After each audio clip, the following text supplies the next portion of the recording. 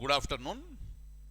In today's session, let's discuss regarding an international organization, very popular one, which is always there in the news, and that institution is NATO. It stands for North Atlantic Treaty Organization, which you already know very clearly. We have discussed during our regular sessions. Why we are discussing about NATO today? Because NATO's strength has been expanded and it became more powerful. Till now, you have 31 members in NATO, but now the strength of NATO is 32. Kindly remember, we are in the month of March 2024. This is the latest news that I am providing you. Very recently, Sweden became a member of NATO. With the inclusion of Sweden, the strength became 32. Strength means the number of members in this particular organization. So this is a very important point. Kindly remember this. Next one, if you go to other details of NATO, it came into existence in the year 1949. Since then, the strength is increasing, and meaning the NATO is getting expanded very regularly. And now the strength became 32. What exactly the NATO does? Let's try to understand now. So here I would like to show you certain points. So this is the logo of NATO, and straight away let me show you one question. Which of the following statements is or true regarding NATO? Kindly look at the 4 statements that are given, A, B, C, D, and out of this one at least 2 statements are right, or 3 statements may be correct, but not all the statements. Clear? By looking at the options 1, 2, 3, 4, you can understand very clearly. Maximum 3 statements may be correct and minimum 2 statements are correct. Just look at this particular one. We will be looking at this question after discussing about this NATO. So let's go ahead. When you look at NATO, security in our daily lives, security in our daily lives is key to our well-being. So this is the motto of NATO. So this is the most important thing. Without the security in the lives of the people who are living in the NATO countries, the well-being cannot be happened. So this is the basic motto of NATO. NATO's purpose is to guarantee the freedom and security of its members through political and military means. Meaning this is acting on political front. This is also acting on military front. Look at the first one, political. NATO promotes democratic values. Kindly remember, whenever I say democracy or democratic values, which we have discussed during our regular classes many times, whenever we are coming across with the word democracy or democratic values, the meaning is simple. These countries are giving highest priority to its citizens. Very important. So it will promote democratic values and enable members to consult and cooperate on defense and security related issues to solve problems.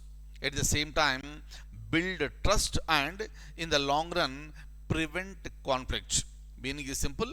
If you are living in a peaceful environment and atmosphere, that will lead to the welfare. But unnecessary conflicts, unnecessary provocation by some member, maybe a member of a NATO or maybe a member outside NATO, that will cause unnecessary conflict, and that is the place where the NATO will interfere. And kindly remember, in fact, the NATO works on day-to-day basis. It's an estimation that at least 6,000 meetings are held every year. 6,000 meetings are held every year. This is how the NATO functions. If you look at the military front, NATO is committed to the peaceful resolution of disputes. For everything, you cannot say that we will be waging a war. War is not the final solution. War is not the initial solution. War may be, the end solution. Clear? That is the reason why it will always try to reduce the conflicts, resolve the disputes through dialogue only. If diplomatic efforts fail, it has the military power to undertake the crisis management operations. This is really very important point you have to remember, right? So in order to look into this crisis, in order to go for the crisis management, right, initially they will be going with the diplomatic efforts, right? If the diplomatic efforts fail, then only NATO will be resorting to the military action, otherwise no. And NATO is also committed for the peaceful operations. Am I clear? Look at this. Once a decision is taken by NATO, that decision is considered to be the decision of all the members of NATO. I told you the strength of NATO as of March 2024 is 32. Clear? Very important one. So NATO decision is the decision that is considered to be the collective decision, and the decisions are taken by consensus. Very important one, right? Look at this. When it comes to the NATO headquarters, hundreds of officials as well as the civilians and military experts, they come to NATO headquarters and they will discuss many things. Look at this. When you come to this NATO, it was established in the year 1949, right? At the time, initially the headquarters has been, this located at London. And over a period of time, what happened? It has been transferred to, it has been moved to Paris. So from London, headquarters has been shifted to Paris, and from Paris in the year 1967, it has been shifted to the current headquarters, and that is the Brussels. Very important. So Brussels is in Belgium. Please remember this. Anything may be a question in the examination. As I told you, what are all the free current affairs that we are discussing on this channel? These current affairs will be useful for any examination in India.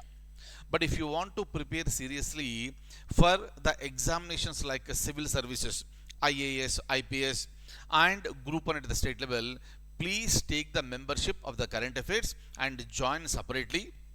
There you will be given, lots of analysis. But if you are writing any other examination, then the current affairs what we are discussing here, that will be more than enough, and you need not join for the membership. Alright, next. So currently, kindly remember, where is the headquarters of NATO? That is in Brussels. Where is Brussels? Belgium. Am I clear? And it may also be a question, where was the headquarters located originally? It was in London, shifted to Paris. From Paris it has been shifted to Brussels, and currently that is there in Brussels. Kindly remember this. Right? Now again the question has come into the picture. Which of the following statements is or true regarding NATO? Clear? Deliberately I have given here March 2024.